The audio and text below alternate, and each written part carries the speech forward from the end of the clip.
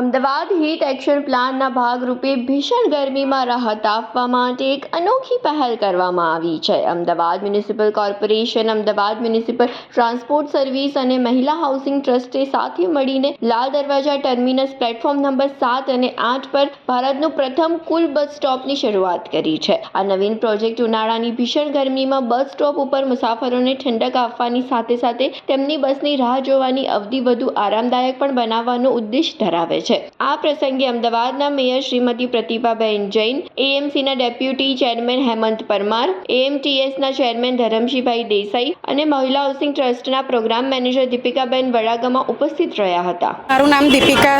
વડગામા છે. હું મહિલા હાઉસિંગ સેવા ટ્રસ્ટમાં 25 વર્ષથી કામ કરું છું. બાય પ્રેક્ટિસ હું સિવિલ એન્જિનિયર છું. આજે વાત કરવા જઈ રહી છું જે આપણે કુલિંગ બસ સ્ટેશનનું ઉદ્ઘાટન કર્યું, જેનો વિચાર મહિલા હાઉસિંગ સેવા ટ્રસ્ટ જે 30 વર્ષથી કામ કરે છે. ભારતના 8 રાજ્ય અને 2 દેશમાં, સાઉથ એશિયામાં 2 દેશમાં કામ કરે છે, બેઝિકલી નેપાળ અને બાંગ્લાદેશ. જેમાં 2010થી ક્લાઇમેટ ચેન્જ ઉપર વિવિધ સ્ટ્રેસ જે આઈડેન્ટિફાઈ કર્યા છે, 5 મુખ્યત્વે: heat stress, water logging, water flooding, vector Born disease અને એર પોલ્યુશન, જેના ઉપર અમે કામ કરીએ છીએ. અમદાવાદમાં અમે આપણે છેલ્લા 20 વર્ષના રેકોર્ડમાં જોઈએ તો આ ફેબ્રુઆરી એન્ડ અને માર્ચ સ્ટાર્ટિંગમાં 11 માર્ચનો જ આપણે તાપમાનનો રેકોર્ડ જોઈએ તો જે 41 ડિગ્રી નોંધાયો છે. એ છેલ્લા 20 વર્ષના પ્રમાણમાં માર્ચ મહિનો ઘણો ગરમ હતો, જેથી મહિલા હાઉસિંગ ટ્રસ્ટના સિનિયર્સ અને અમારા ડાયરેક્ટર સાથે ચર્ચા થઈ કે આ ક્લાઇમેટ ચેન્જની અસર છે, જેમાં આમ પ્રજાને અને મુસાફરોને તકલીફ ના પડે એના માટે શું કરી શકાય. તો અમારા ડાયરેક્ટરશ્રી અને સિનિયર્સ ટીમ સાથે રહી અને અમે ચર્ચા કરી અને વિચાર્યું કે કેમ આપણે ઇન્ડિવિજ્યુઅલ લેવલે તો, હાઉસહોલ્ડ લેવલે તો ઘણા બધા કામ કરીએ છીએ. સોલાર રિફ્લેક્ટિવ વ્હાઇટ પેઇન્ટ, પાણી ભરાવા માટે થઈને આપણે એએમસીએ પણ મુહિમ ચલાવી છે આ વર્ષે, જે પર્કોલેશન વેલ કે જે પાણીનો ભરાવો ના થાય અને એ પાણી પર્કોલેશન વેલથી ગ્રાઉન્ડમાં ઉતરે, જેથી વોટર સ્કેરસિટી ઇસ્યુને પણ એડ્રેસ કરે છે. પણ રોજબરોજની જિંદગીમાં જે માણસો, વિદ્યાર્થીઓ, સિનિયર સિટીઝન્સ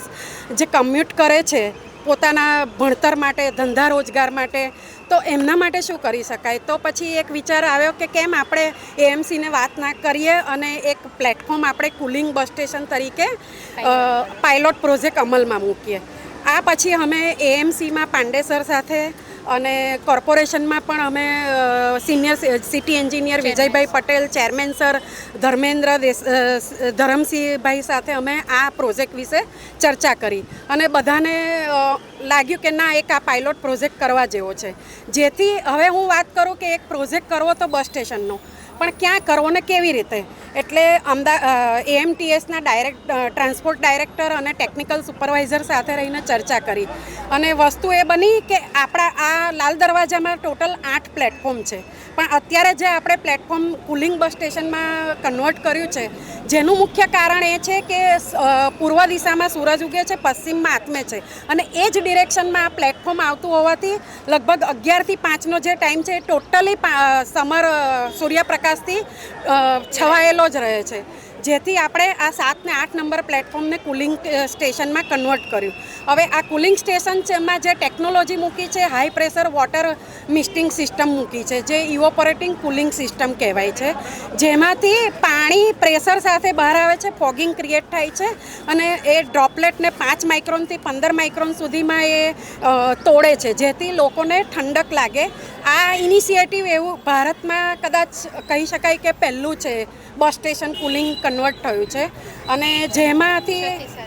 6 થી 7 ડિગ્રી આપણે અત્યારે જે બહાર ઊભા રહીએ છીએ અને કુલિંગ સ્ટેશનમાં આપણે જઈએ તો લગભગ 6 થી 7 ડિગ્રી ટેમ્પરેચર આપણને ઓછું મળે છે, મતલબ કુલિંગનો આપણને અનુભવ થાય છે, જે માણસને ભીના પણ નથી કરતું અને ઠંડક પ્રદાન કરે છે. એટલે સિનિયર સિટીઝન, વિદ્યાર્થીઓ અને જે ડેલી વેજર્સ છે એમનું સ્વાસ્થ્ય અને એમની જે પ્રોડક્ટિવિટી છે જે સારી રીતે મેન્ટેન કરી શકે છે. સર્વિસ દ્વારા આજે લાલ દરવાજા ટર્મિનલ પર પ્લેટફોર્મ નંબર 7 અને 8 પર ગુજરાત મહિલા હાઉસિંગ સેવા ટ્રસ્ટ દ્વારા કુલિંગ સ્ટેશન બનાવવામાં આવ્યું છે અને આ કુલિંગ સ્ટેશનમાં 2 મોટર મૂકવામાં આવી છે અને આ 2 મોટરમાં 4 પાઇપલાઇનથી જે 45 મીટરના એરિયામાં વચ્ચોવચ્ચ જે શેડ બનાવવામાં આવ્યું છે અને આ શેડમાં ઠંડક પહોંચે, સાથે સાથે જે આ કુલિંગ સ્ટેશનની સમસ્ત જવાબદારી એમાં એની સાર સંભાળ હોય, મેન્ટેનન્સ હોય, બધી જ આ ગુજરાત મહિલા હાઉસિંગ સેવા ટ્રસ્ટ દ્વારા કરવામાં આવશે અને એનાથી ઉનાળામાં જે લોકોને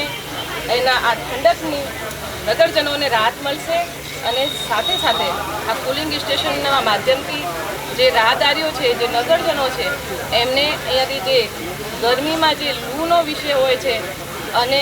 ગરમીના તાપના લીધે અનેક રોગો થાય છે, એનાથી એનો બચાવ થશે અને લોકોને બહુ મોટો એનો ફાયદો થશે. એના માટે હું આ હાઉસિંગ મહિલા સેવા ટ્રસ્ટ અને અમદાવાદ મ્યુનિસિપલ કોર્પોરેશનના ટ્રાન્સપોર્ટના ચેરમેન શ્રી ધરમસિંહભાઈ અને સમસ્ત ટીમને ખૂબ ખૂબ અભિનંદન પાઠવું છું. અને આ પ્રયોગ પ્રથમ વખત કરવામાં આવ્યો છે અને અનેક પ્લેટફોર્મ પર એવી રીતે આનો હવે પ્રયોગ કરવામાં આવશે અને સાથે સાથે અહીંયા જે એએમટીએસ બસના જે ડ્રાઈવરો છે એમને સંસ્થા દ્વારા જે ઠંડુ પાણી પી શકે અને 24 કલાક એવી વોટર બોટલ પણ આપવામાં આવી છે.